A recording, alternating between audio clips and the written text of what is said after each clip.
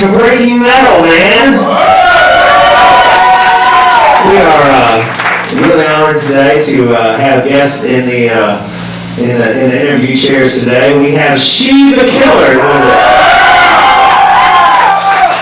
Let me introduce everybody. We've got Katie, wonderful vocalist for She the Killer. We have, hey, come on now. Let's show some love to Katie. After you hear from her what I have to say about her, you're going to want to show some love to Andy, bass player. We have Sam back there on the drums. And we have Josh and Brad bringing up the guitars. So, first thing I ask everybody, how did you guys start? And are you all from Nashville, or did you all kind of find each other from being a melting pot? How did it start for you guys? This actually started as a studio project. It was called Vice before She the Killer. It was me and another guy just basically writing a bunch of metal songs. And Katie was in a band called Take the Power Back. She still is. It's a Rage Against the Machine tribute band. Very cool. We thought her vocals would be perfect for the studio project. And I met Andy, found out he was from Syracuse. He was a hell of a bass player, and had been in the hardcore scene up there. And I was like, dude, I don't know that we're ever gonna make a dime doing this, but it's fun as hell. So come play with me. And he joined up, and then through Andy, we met Brad. He started playing with us, and Sam came along late last year, and that's how we started She the Killer. That is awesome, man. That is amazing. You grew up with the band name, after you went from Vice, how did that happen? I think this was more your idea. A couple of us are big Dillinger fans, and they released an album called One of Us is the Killer, and there's a really killer song on that CD called One of Us is the Killer that we're just geeking out about. And somehow, I don't know, a few whiskey and cokes and beers later, and we started saying She's the Killer, and it didn't work online, so we were like, She the Killer, and then, kind of, snuck our way into that, but we really loved it whenever we actually came up with it. Yeah, I think it kind of evokes sort of the idea that's behind the music. It kind of gives a mystery to it, so it just fit sort of where we're going with the band. I like that. I remember the first time I heard the name was from my buddy Kyle. He said, "You heard She the Killer?" I said, "No." But what a cool name. That was my first reaction. That's the truth. And sometimes I hear it and I'm like, well, what? Are they out of names? But that's excellent. That's really good. What was the first song you guys wrote together? It could be, you started as a recording project, but when you guys got her and you started, what was the first song you worked on? I think Capture was the first band, or the first song as this band, that we really sort of found our sound. We went through a long process of just figuring out, where we want to go, in what direction. And I think that song sort of symbolizes who we are now. Isn't that the one that's on Bandcamp? Yes, yeah. Okay. So, and I hope I don't butcher the lyrics, but I knew the moment you walked away. Yes. I could see it in your face. Yeah, very nice. You lost your faith, right? Yeah. That really just stuck in my head, and I've had to listen to it over and over again. So I want to know about that song in particular. Well, I had a lot of conversations with people at that time who were sort of going through transitional phases in their life. Getting out of a marriage or a relationship, and so I think the lyrics are sort of about that place when you're in a relationship and you both know that it's not working anymore, but you fear getting out of it because of the unknown, or sort of it's comfortable. And how your life is going to change and who you'll be at that point. And I think a lot of people sort of have this idea of their life and where it's going, and when something like that happens, you sort of lose your sense of self. And so that ending was sort of that moment of realizing that person lost their faith in you and in the relationship, and just the myriad of emotions that you go through. That might be the most intelligent answer we have ever had on the history of this damn show. Do you realize that? I'm serious. I feel like I should go back to class and learn half those words. But I caught every other word and it was, those are big words. My wife Candy and me last night had closer blasting in our house, and Candy's walking around. And that's always a good sign, because half the time she'll sit there going, miss. But she's rocking out now. I really like that song. Tell me about that song. I like it. I could listen to that over and over. I like that. I think a lot of the songs that we write, they have to have a couple criteria. You have to bob your head to it. It has to be fun as hell to play and listen to, and we just want to rock. Basically, we want the songs to always feel energetic and live. And there's a video for that, and you guys go, you lose your shit. You go the fuck off on stage. The energy is real high, and that's what I'm into. That's what I expect to see, not only in my band, but when I go see a band. Put some work in. You guys definitely put the work in on stage. The energy is really high. I think we try to approach it as, if we were in the crowd, what show would we want to see? Amen, brother. That's how you do it. Yeah. Andy, you want to add to that?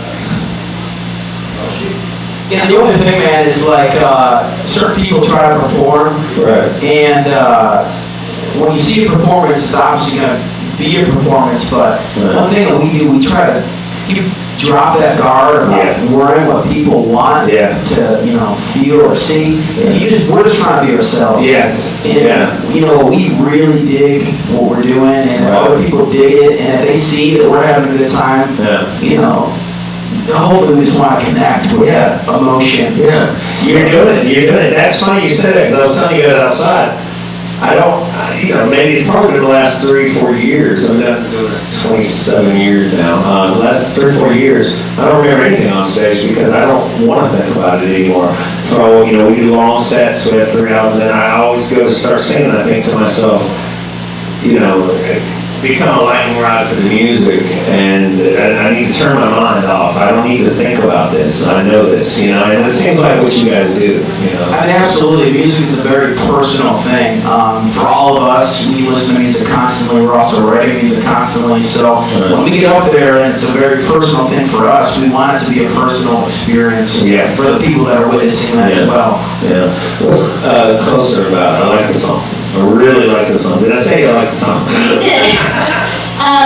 I'm gonna nerd out a little bit, but cool. I was at home watching. I don't know if you guys have seen the show Ancient Aliens, but there's one person. I've had that and the Bigfoot stuff. I passed it because I keep thinking, they didn't find it today. Or they might. We are nerds. We're all nerds at heart. But I was watching a show. It was sort of like these mystical places all over the world, and one of them was in Japan, and they call it Suicide Forest. This sounds a little dark, but it's a place where it's like a phenomenon where a lot of people have gone and committed suicide there, and the forest is completely untouched.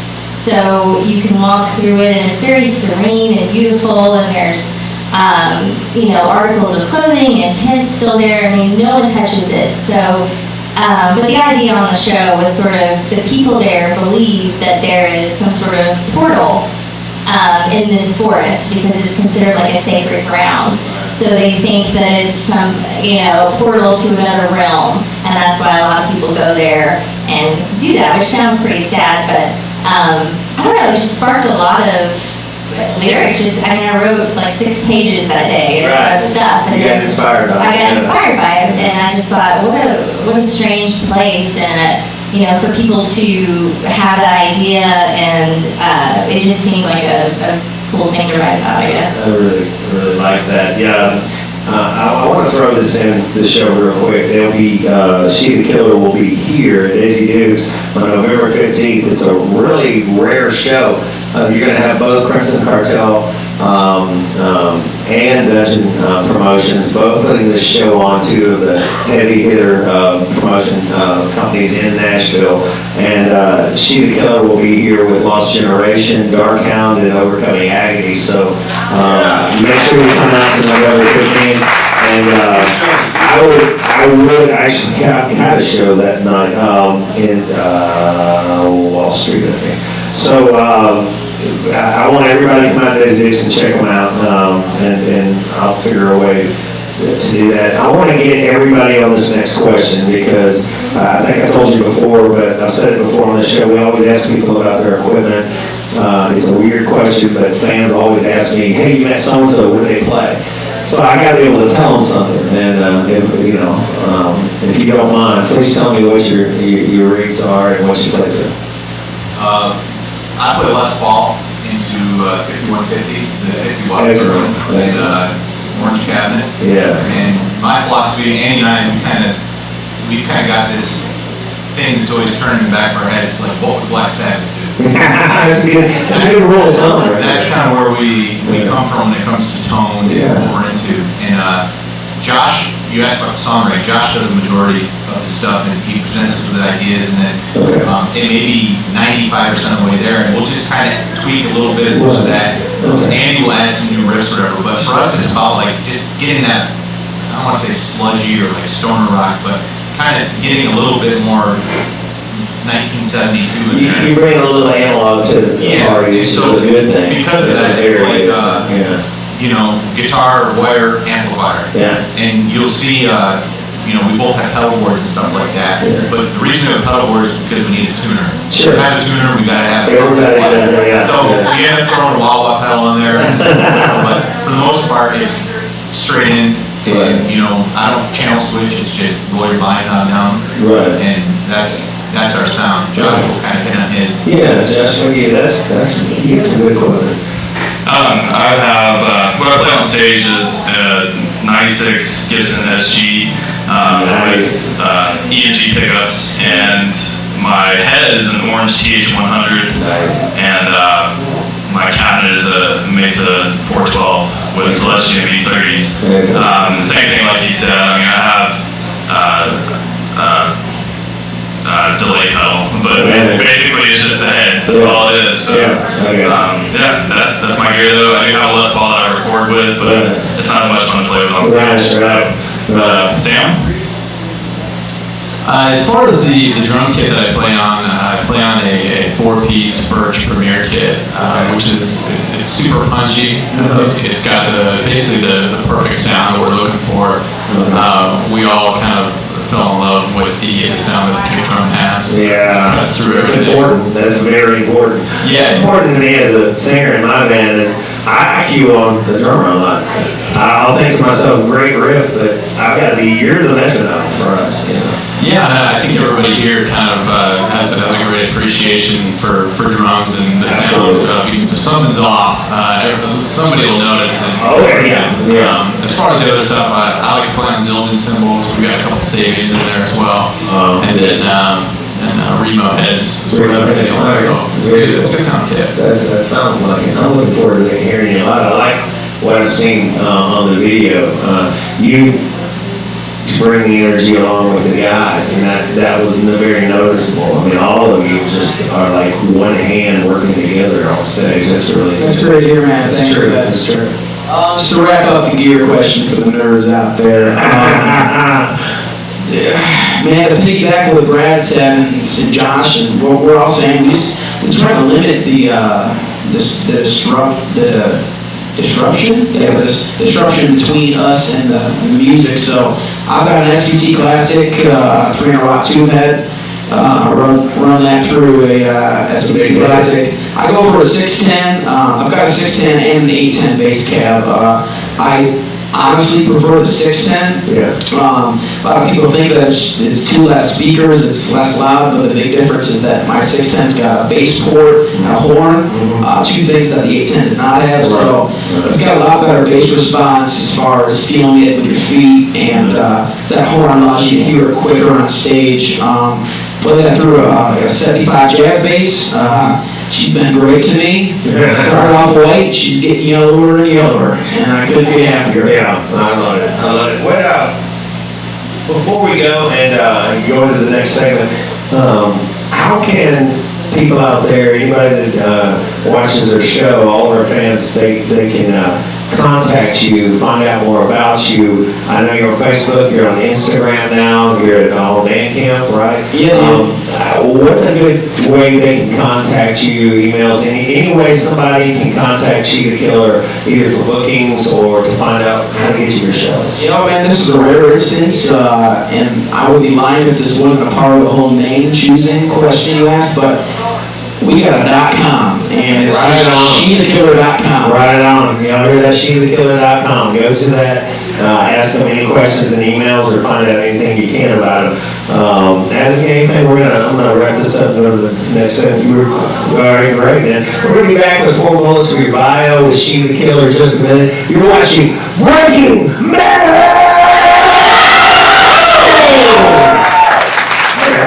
Welcome back to Breaking Metal. This is Matt Man and Rick House with you. We got She the Killer in the house tonight.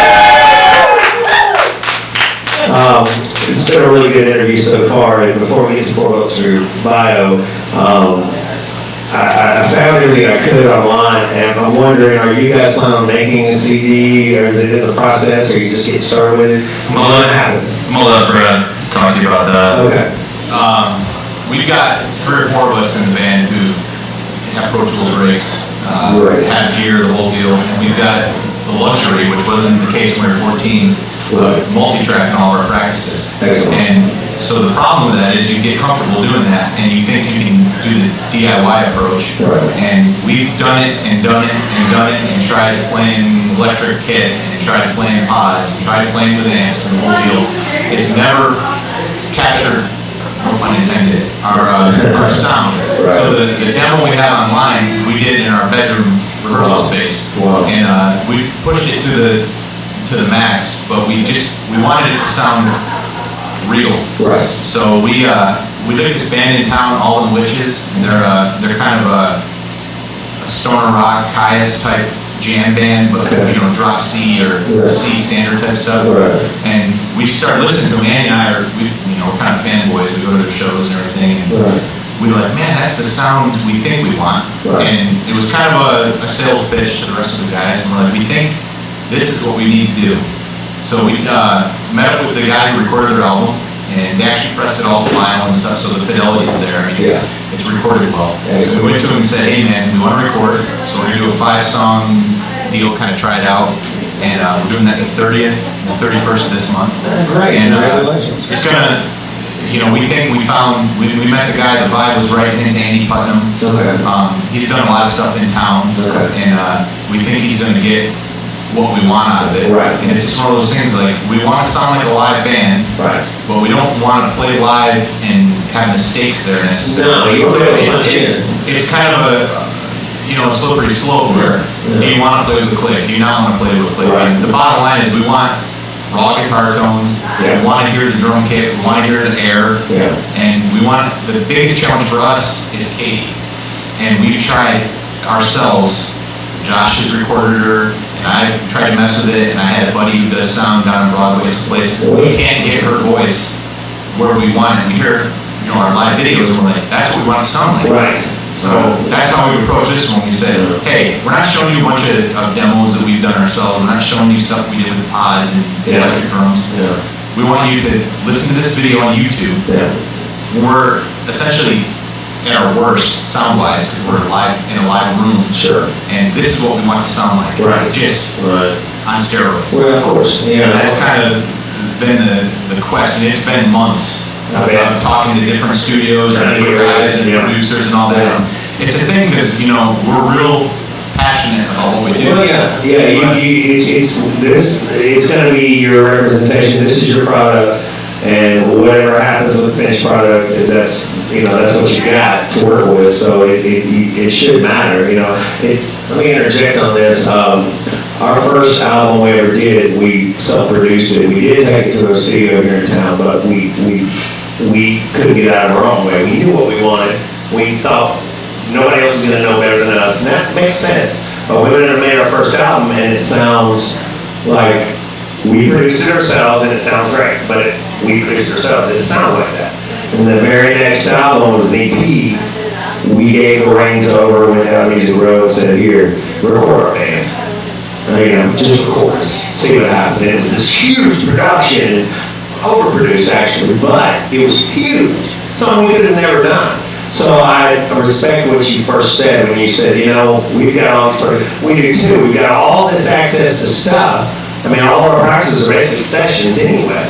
But we finally realized we need to stay in our lane and get somebody to capture us, capture your sound for you, instead of going, I got it. Spent a long time doing that, and I feel like I wasted our band's time by doing that. You have to know when to get out of your own way. You know what I mean? And I'll tell you what, man, going on with the whole overproduction. Yeah, we did that. Nowadays, man, I feel like the difference between hearing a record that's $10,000 right. and $100,000 very slim. Dude, we got a boys choir to our Single Sunday to say Sunday in Latin over and over. You remember what word that was? Dumbasses.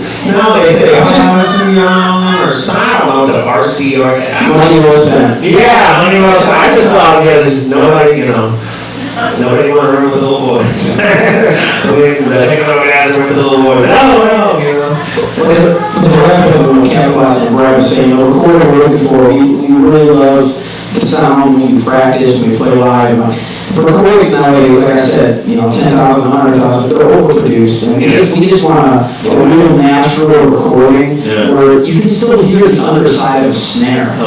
Just kind of sick of hearing this compressed sample snare drum. And the drummer plays, that's what it is. We want to hear the way we hear ourselves, right.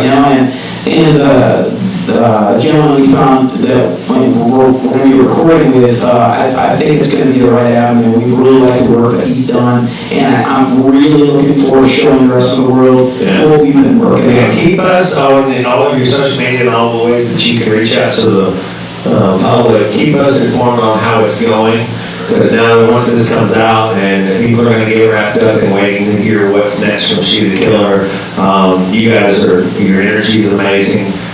Your voice is incredible. Thank you. I couldn't believe when I first heard it. Kyle told me, he goes, I want to be there when you first hear it. Matt, you're old, you've been there a long time, you know a lot of people, and I just want to see the look on your face, and I wish you would have, because when I first heard the band, I was there going, all right, let's sew up. And then you started, and I went, I wasn't ready for that. It was cool, man. It was a good kind of wow, so great job there. We're going to start 4 bullets for your bio. Before we hand out, I ask you 2 questions apiece. My first question to you is, what is either in practice, at a show, on the way to the show, any time when the band was somewhere together, what was your best Spinal Tap moment? Something where you all laughed and said, that just happened. Give me your best Spinal Tap moment. Was it Sam's throne? I was unloading this man's drum throne after a pretty heavy practice, and we call it the steamed meat. Oh, wow. Yes. Unfortunately, I think I got a little on my cheek. Wow. The residue. Right. It was pretty awful. We call it sand juice. Sand juice. When Andy fell here at Daisy Dukes, Yeah, that's a good one. but he still recovered. Hey, that's right. Dude, I still got my old lady called hematogen. She's alright. She knows that scientific shit. Right. I got a hematogen, still my shit, dude. I beefed it. Yeah. I beefed it on stage. The first 40 seconds of the song. Right. The real one got me through it. God, that hurt. I had a show, I stepped off we put it on a flatbed trailer, and in the middle of the show, I was walking around waving at everybody, stepped right off, motherfucker, But, like you did, you gotta say it. So I got Yeah. I had no idea that he fell. You all talk about your musical influences. I think the influences are pretty diverse between each of us. I'll say as a band, I wrote, like Brad said, I write the majority of the songs initially, at least. Big influences for me, my lifetime influences the Deftones and Glassjaw and bands like that. I just love those bands. But recently it's bands like The Chariot, Dillinger Escape Plan, Mastodon, 68. The 68. That's probably enough for me. Refuse is a huge band for me. Brad and Andy. I'm like my old man had, stereo to the ceiling in my house as a kid, so it was Zeppelin, Black Sabbath, Hendrix, stuff like that. But guitar-wise, I'm stuck in a box of Alice in Chains and Soundgarden, and that's kind of Nothing wrong with that. if I play an amp and I start tuning in my tone or whatever. I still listen to Screaming Trees. Yesterday I put it on and I was like, fuck, I was like, man, I don't care if I'm the only guy left listening to this. I'm gonna die listening to And it. that's the trick for me. I get an amp and I'm real particular about my guitar setup, and I'm like, how would this sound like Jerry Cantrell? Amen. And just, get the right chug sound, and that's that. So. Yeah. You know what, man, to today what Brad said, I'm heavily 90s influenced. I think it's just kind of the generation shit we're up in. I mean, as far as bass playing is concerned and stuff, like big Queens of the Stone Age fan. Oh, it is, man. A lot of desert rock, Lanigan, like you said, Screaming Trees, that's fine as well. That's a big influence, and I think that's what kind of makes it work. Like if one direction is going harder than the other, someone else is there to mellow it out or space it to a direction that it wasn't. Brad said Sabbath, if it's too metal, it gets sludged out with Sabbath, influence and stuff like that. So I would have to say overall 90s influence for sure. Yeah, like a lot of these other guys, Glassjaw was a huge fan of them, particularly Shannon Larkin. Oh, yeah, how do you do? He's with Godsmack now. Yeah. But Kinda great. I love watching him. Yeah, he does. Pretty much everybody here, Every Time I Die, which is a band I really didn't know a whole lot about until I talked to these guys. I'm a huge fan. That's kind of my pretty practical practice. Ritual. This hired man. Yeah. So it's pretty diverse, but we kind of have a common thread of what we listen to. Sure. Who are your influences? I'd say vocal-wise, probably Josh Scogin from The Chariot. I love his voice. I think Keith Buckley from Every Time I Die. There's a band called Stolen Babies, they're not very big, but they have a female vocalist. Okay. And she screams, and she's my idol. She's awesome. That's cool. I mean, I'm also a big 90s fan. I was a huge Tool fan in high school. So I think that influences a lot of my writing style. That's excellent. That is excellent. That's excellent. What has, I want to ask this question is, together out of your shows you've done, what was the one that stood out to you and you felt like, man, we nailed it that night? What date was that? What show was it? Where was it at? Yeah, I was gonna say our second or third show here, probably the third one. There's It's all good. It's all Good good. question. Yeah, it's all good. I can't remember, dude. If you asked me that, I would like, I never, I'm like, I have a bunch of guys I know. It was the one that Andy almost broke his leg on though, but it was just, where everything kind of perfectly coalesces. Like the stage show was on point. It sounded great. The crowd was great. I mean, it just all worked. I got you. So what would you all say sets She the Killer apart? Yeah. What's unique or? What's your unique? What makes you kind of unique? Yeah, that's a great question. I think our energy on stage is, and the combination of, we also have a camaraderie with each other, which I think shows on stage. Like he said, when everything comes together and we're all rocking out, and we love the songs. We never get tired of the songs. That's awesome. We enjoy playing them just as much today, as we did when we first wrote them. So I just think that shows, and just we have so much energy, even if we're playing to no one. Right. You know, it's still something that we enjoy doing. And the longer you do that, you won't be playing, for a long way off. I played 100,000 empty shows, and Dude, I'll be honest, man, we barbecue like every practice, Yeah. smoke some cigars, we like golf. so what do you think of as a unit? Yeah, we just, you know what, man, like, back to the whole music being a whole very personal thing. Same with friendship, man. We hang out all the time. If it's playing music or not, we have a lot of common core things that we like to do together. And it just kind of works, you know? Yeah, I love that, man. Well, listen, we were smack dab out of time, and I've gotten a high sign a while back. I kind of want to keep this going. You guys are really cool guys. We can talk, man. Let's be off camera. I know. Let's hang out, dude. Let's be here. Dude, I did. You just brought up the wrong thing. Yeah, all right. I just joined Shoot the Killer, ladies and gentlemen. All right, man. It was great to have you guys. Everybody seriously go out and see Shoot the Killer live. Yeah. I saw them the first time live right here at Daisy Duke, so I'm sitting right down there. And when they got started, it was something like somebody took a baseball bat upside my head and said, "Wake the fuck up."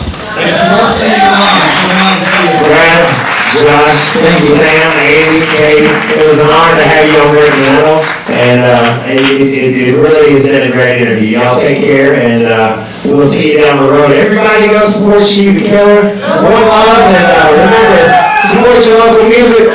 Be the scene, be seen. Breaking metal, one love.